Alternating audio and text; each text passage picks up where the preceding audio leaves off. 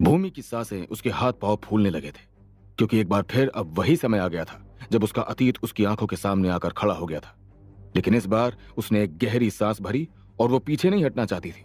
उसने खुद से हिम्मत रखते हुए कहा, नहीं भूमि, इससे मत डरो। तुमको और तुम्हारे इस डर को तुम्हारी ताकत बनाना है।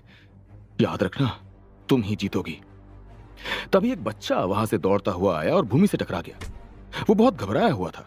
उसने घबराते हुए भूमि से कहा, दीदी दीदी, आप यहां से चले जाओ। एक डामिस ने यहाँ पर हमला कर दिया है। चले जाओ, सबकी जान खतरे में है। वो इतना कह ही रहा था कि पीछे से एक और धमकाने की आवाज आई और फिर उसकी मां ने उसे जल्दी से अपनी गोद में उठाया और वहां से अपनी जान बचाने के लिए दौड़ पड़ी। उसे यकीन नहीं था कि जिस तरह से वो इस समय थी, क्या उससे ज्यादा मदद मिलेगी।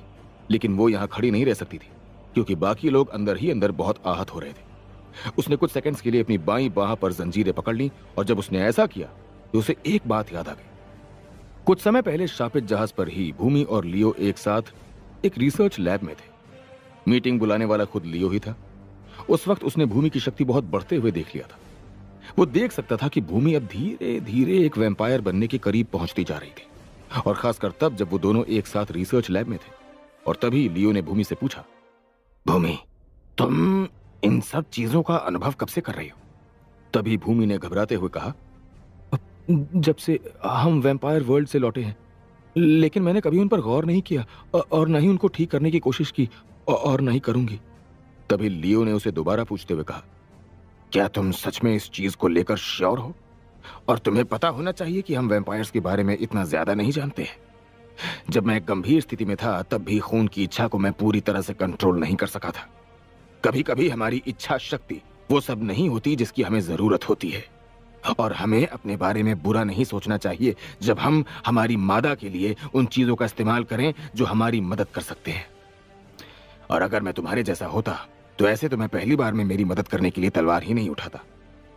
जब लियो ने उसे शांति से यह बात समझाई थी तब वो समझ गई थी कि लियो उससे क्या कहना चाह रहा था। और इससे भी ज्यादा उसने महसूस किया कि जैसे जैसे दिन बीतते गए उसकी इच्छा बहुत प्रबल होती चली गई। तभी भूमि ने फिर से सोचा, अभी के लिए तो मैं भले इसे किसी तरह से कंट्रोल कर सकती हूँ, लेकिन क्या सच में मैं इसे हमेशा के लिए अपने पास रख सकती हूँ? क्या चाहत बार बार बढ़ती रहेगी? इसके बाद भूमि 2 मिनट के लिए रुकी और फिर कहा, क्या सार्थक इस तरह की चीजों को महसूस करता होगा? और इसके बारे में मुझे लगा था कि ये चाहत हमारे परिवार वालों पर काम नहीं करती होगी और हमारा प्यार हमें उन पर हमला करने से रोकेगा। लेकिन नहीं, ऐसा कुछ नहीं होता, जिससे मुझे बहुत बुरा महसूस होता है। भूमि अपने सभी सवालों के जवाब चाहती थी और वो इस सब के लिए एक समय पर खुद को ही कोसने लगी थी।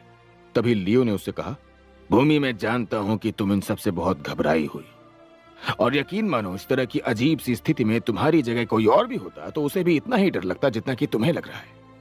क्या तुमको याद नहीं है कि सार्थक ने तुमसे क्या कहा था?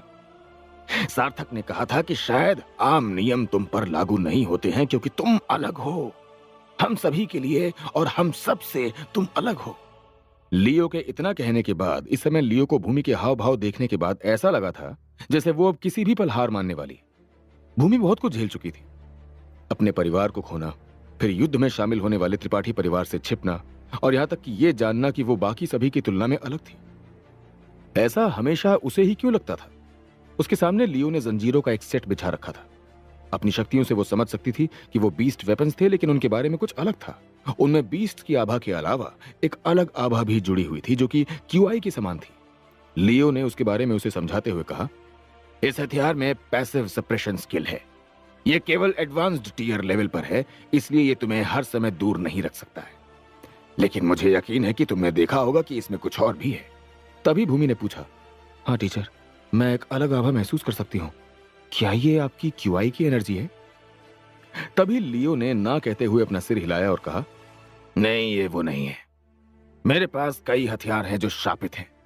जब मैं उन्हें ये कहानी सुनाता हूं तो कुछ लोग सोचते हैं कि मैं पागल हूं, लेकिन मुझे लगता है कि तुम में सच्चाई देखने की काबिलियत होनी चाहिए।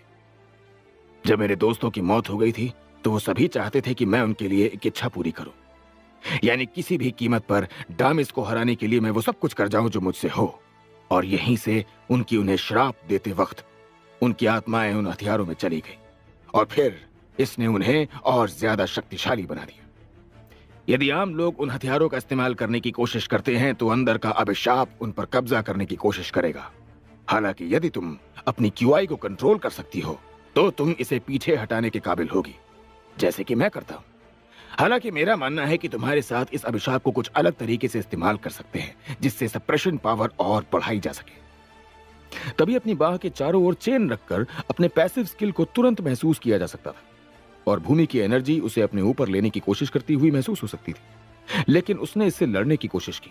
आखिरकार उसने इसे अपने कंट्रोल में कर लिया, और लियो ने जो कहा वो बिल्कुल सच था। उसकी इच्छा शक्ति अब दबा दी गई थी, जिसके बाद वो बस यही सोच पाई कि कब तक वो ऐसा कर सकेगी। इधर दूसरी ओर कोलोसियम के सामने एक क्षेत्र अब साफ था, क्योंकि लगभग सभी लोग क्षेत्र से भाग गए थे और भूमि को जंजीर पर हाथ रखकर वहीं छोड़ दिया गया। और अब भूमि ने अपनी जंजीरें खोलते हुए लंबी सांस भरी और हिम्मत से कहा, अगर ये 4 स्पाइक्स वाला डामिस है तो मुझे हर चीज का इस्तेमाल करना होगा, नहीं तो इससे कोई फर्क नहीं पड़ेगा। उसी समय उसके सामान्य सुनहरे बाल काले होने लगे और उसकी आंखें पीली चमकने लगी। इधर दूसरी तरफ पृथ्वी ग्रह पर जो नया स्कूल बेस बनाया गया था, उसे मुख्य मिलिट्री के लिए सेंट्रल हब के रूप में अपने उद्देश्य को पूरा करने के लिए फिर से डिजाइन किया गया था। बच्चों के जाने के बाद हमेशा यही योजना रहती थी, इसलिए कमरों को अपनी इच्छानुसार बनाया जा रहा था। उसको करना आसान काम था। इधर ओमकार इस समय बहुत ही ज्यादा परेशान दिख रहा था। जो ओमकार अक्सर शांत रहता था और चेहरे पर एक मुस्कान लिए घूमता था, अचानक से वो बहुत ही ज्यादा परेशान रहने लग गया था। इस वक्त वो किसी प्रकार के कमांड रूम में था और आसपास कई कंप्यूटर सर्वर चल रहे थे और हर एक काम करने वाला अपनी स्क्रीन पर कुछ न कुछ देख रहा था। एक भी पल के लिए किसी की नजर अपने सामने मौजूद कंप्यूटर स्क्रीन से हट नहीं रही थी। हर कोई ऐसा लग रहा था इस वक्त किसी चीज की निगरानी कर रहा था। विभिन्न बीस्ट ग्रहों, शापित गुट और राठौर गुट से सारी जानकारियां यहां वापस आ जाएंगी। ओमकार इधर से उधर घूम रहा था। उसे एक पल का भी चैन महसूस नहीं हो रहा था। वो इस वक्त कितना परेशान है उसके चेहरे से साफ नजर आ रहा था। जब उससे और इंतजार नहीं हुआ तो वो अपना पैर पटकते हुए आगे आ गया। ओमकार ने गुस्से से चिल्लाते हुए कहा, मुझे एक रिपोर्ट चाहिए कि डैनी वहां कैसा काम कर रहा है, वो सही है या नहीं, जल्दी। लोगों के लिए उसे इस तरह देखना बहुत ही दुर्लभ था। उन्होंने ओमकार को इस तरह चीखते चिल्लाते कभी नहीं देखा था। जिस तरह वो इस समय थोड़ा उत्तेजित और चिल्ला रहा था, सभी लोग थोड़ा दहशत में आ गए थे। आमतौर पर ओमकार हमेशा शांत ही रहता था, लेकिन उसकी निराशा इस तथ्य के कारण थी कि डैनी अकेले वहां था। जब से उसे खबर मिली थी कि डैनी अकेले ही 4 स्पाइक्स वाले डामिस एलियन से लड़ रहा है, तब से उसे डैनी की चिंता होने लगी थी। उसे समझ नहीं आ रहा था कि डैनी क्या कर रहा था। सभी लोग जानते थे कि डामिस एलियंस के शरीर पर मौजूद स्पाइक से उनकी ताकत का अंदाजा लगाया जा सकता है। जब एक स्पाइक वाला डामिस एलियन इंसानों पर इतना भारी पड़ सकता है, तो 4 स्पाइक्स वाले डामिस एलियंस के सामने डैनी टिक पाएगा या नहीं, ये ओमकार सोच भी नहीं पा रहा था। उनमें से एक आदमी अपनी सीट से हड़बड़ाते हुए बोला, सर, हम हेड लीडर डैनी से संपर्क नहीं कर सकते। हम जो देख रहे हैं उसके हिसाब से वो पहले से ही डामिस एलियन के साथ व्यक्तिगत रूप से युद्ध में शामिल हो चुके हैं। इस वक्त शायद ही वो हमारे कॉल या मैसेज का जवाब दे सके। अब हम चाह कर भी कुछ नहीं कर सकते सर। अब तक वो भी समझ गया था कि सर्वर रूम में इस तरह का माहौल क्यों बना हुआ था। वो भी मामले की गंभीरता को समझ गया था।